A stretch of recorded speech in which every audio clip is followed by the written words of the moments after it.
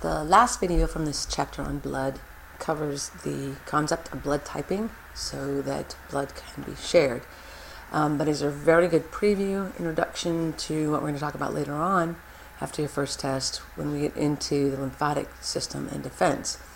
So this, again, you see here this idea of normal blood, like you'd look at on your blood smear, cells, nice, lots of red cells and a few white cells, some platelets in here, but spread out and dispersed. And then you see on this photo, right, all these red blood cells clumped up, right? And they didn't bother staining this for white cells. You wouldn't see them, though. They're in here to some degree as well, right? So you can clearly see you'd have trouble moving this through your blood vessels, and this would ultimately be a problem for the individual.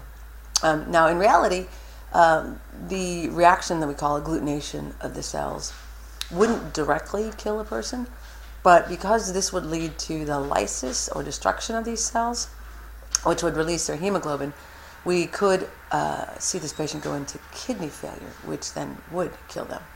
So this is to be avoided at all costs. So what is the cause of this? Well, it turns out that on all these cells here, everyone you're looking at, and in fact all the cells in your body, but let's focus on the blood cells, there are a series of these surface proteins. So they're on the plasma membrane. You clearly can't see them with light microscopy.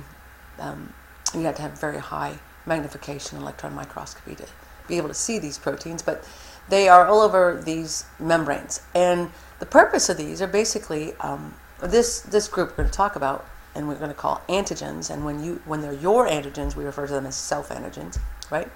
Well, these antigens, their purpose basically as a group is to identify, right?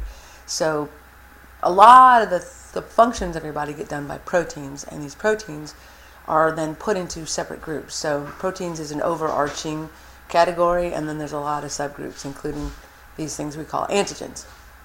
So antigens are in all these blood cells. Okay, well, it turns out in the plasma, right, which is this clear area between them, which is the matrix of the tissue, we would have antibodies. So antibodies, by the way, are also a group of proteins, but these proteins actually serve to defend you. They are, in fact, pretty much optimized to find antigens and specific antigens. So I give you a little rule here that you cannot have antibodies to your own antigens, because if you do, this is what your blood would look like, or indeed any tissue could end up being in a situation like this. All right, and ultimately when an antibody finds its antigen, this will result in the destruction of the cell carrying the antigen. So you can see where this would be a problem, right? So say here that mismatching transfusion reactions, like what occurred here, means that the donor's antigens, right, so these antigens found on the person giving the blood cells, are attacked by the recipient's antibodies. So the antibodies and antigens get together. So again, you would see clumping, which we call agglutination, and that would lead to hemolysis. Okay, and that's not going to be good. Oops. All right. So again, as I've kind of alluded to in the last slide, I said an antigen is any molecule that triggers an immune response. Many of these are proteins, and the ones we are talking about here are indeed proteins, and they are on the surface. Generally, antigens are found on the surface of some cell or molecule, like with a virus. Antibodies they're going to be found in your plasma and some of your other bodily fluids, but antibodies are present as well. And antibodies' job is to bind antigens. In fact, in the word antigen, you think you have antibody generator. And this binding of antigens normally prevents invasions or infections, but it also protects you from things that don't belong in your body, right? As I said, you need to know what is supposed to be there and what is not. I said that every cell in your body generally has these surface antigens that we refer to as self-antigens.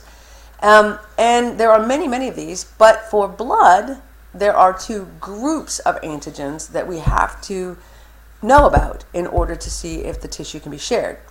So the two groups are called the ABO group, right, and the Rh factor or D antigen, right?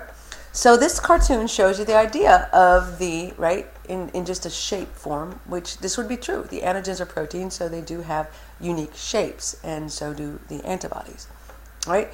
So when we say somebody has a certain blood type, we really are saying this is the antigen they contain.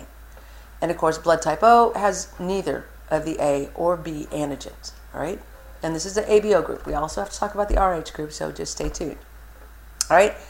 Now, this goes on in this chart and says, okay, well, if you have the A antigen on your blood cell, you would have antibodies to B antigens, right? But not to A, because that would be detrimental.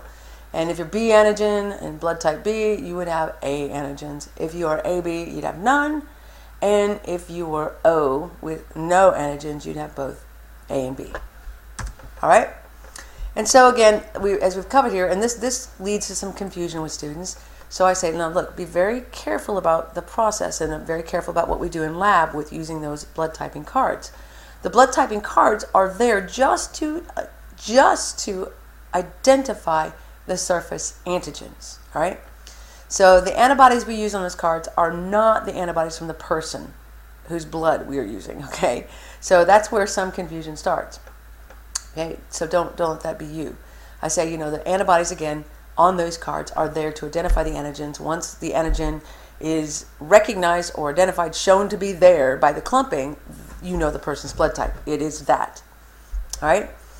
But in you, right, with your blood types, again, you would then have antibodies. And I say, these start to form a few months after you're born. All right? And they will recognize, if you give somebody who's got type A, B blood, well, they've got the antibodies to B, so they're going to attack those. All right?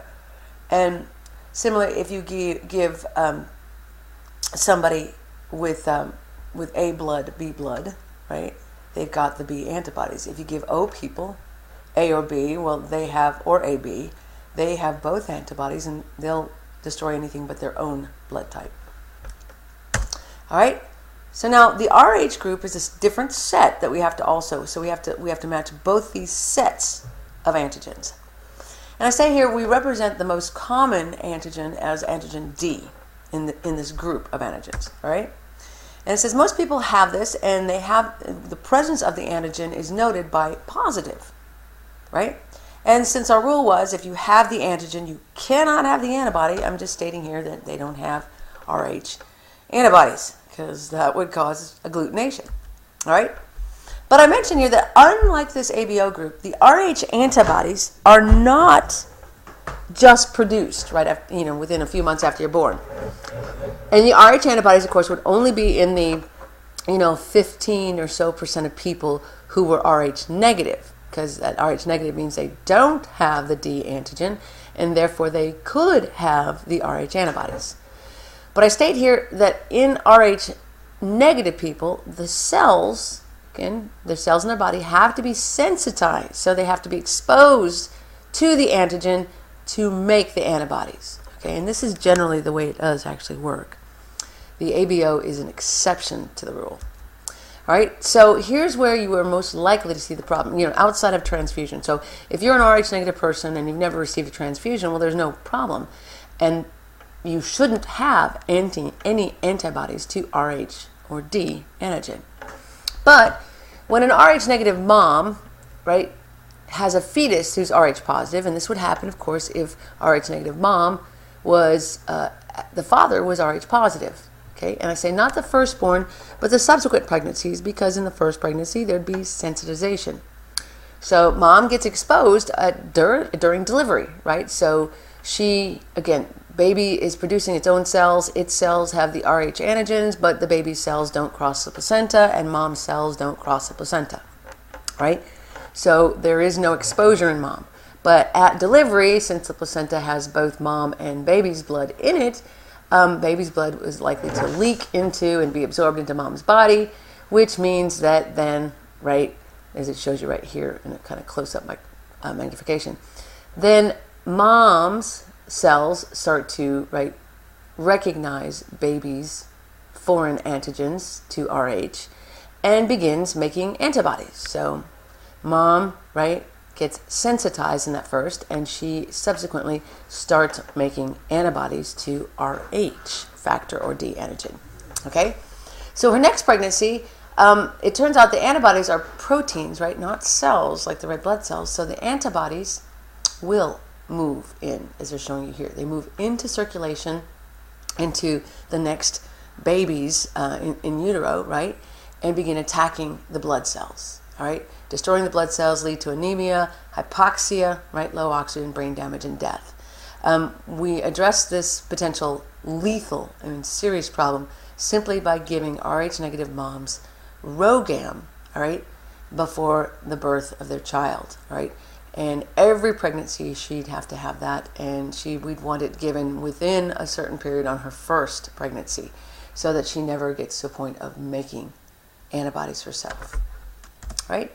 Determining blood type, this is just showing you, again, looking back at, we add one more row to the table used previously. This is your cards right here. Looks pretty similar. We just don't have the control over here. And so here's, again, these antibodies were not made by the person that gave the blood. They were manufactured and put on the card. And those antibodies shown here are just there to try to find an antigen. And that's what's happened here, and that's what's happened here, but not here. So this person would be A, right, positive, right? So use the antibodies attached to identify antigens. The agglutination means the antigen is present, and the person has that blood type. So I say to students, what you see is what you are. And this goes on to remark about how you match a donor's antigens and a recipient's antibodies. Ooh, I misspelled that, sorry. All right, and that concludes our blood chapter. So good luck, and please let me know the questions you have.